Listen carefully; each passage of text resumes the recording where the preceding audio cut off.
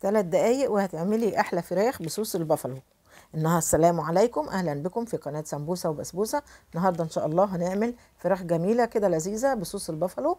هنشوف مع بعض. هنجيب نص كيلو صدور فراخ وهنغسلها كويس ونقطعها مكعبات، وبعدين نحط عليها البهارات: جنزبيل بودر، ورشه فلفل اسود، ورشه ملح، ورشه توم بودر، وبابريكا،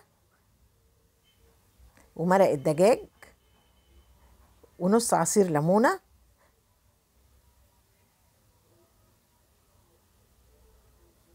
ومعلقه كبيره خل، ومعلقتين كبار زيت. وهنقلب كله مع بعضه وريحتها جميله، الله على الريحه. ونتبل كويس ونحطه بقى، نغطيه ونحطه في التلاجة. بعد كده هنعمل التغطية بتاعة الفراخ. هنجيب كوباية نشا، ورشة ملح، ورشة جنزبيل بودر، ورشة بابريكا، ورشة فلفل اسود، ونقلب كله مع بعضه. بعد كده الفراخ اتبلت جبناها، هنحطها في التغطية اللي عملناها. هنعمل لها الكرافر بتاعها ونتبل. الله على ريحة الفراخ. بعد كده هنجيب طاسة فيها زيت على النار ونسخن الزيت، ونحط الفراخ اللي حطيناها في النشا بالبهارات ونحمر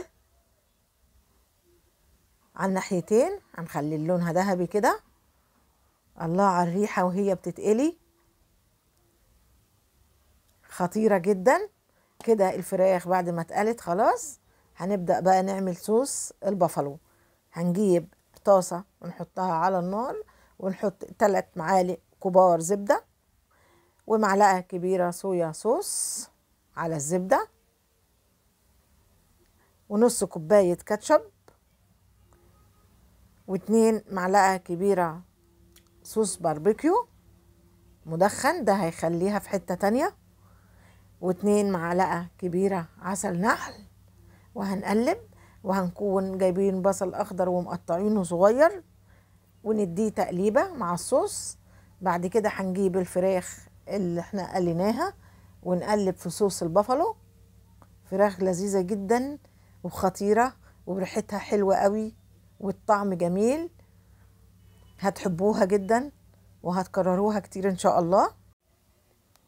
معلقتين كبار سمسم على الوش، وهنديها تقليبة ونقدمها. وهو ده شكلها. ممكن نقدمها في سندوتشات عيش كايزر او مع رز او بطاطس. لو عجبكم الفيديو ما تنسوش لايك وشير وسبسكرايب. مستنية رأيكم في التعليقات. مع السلامة.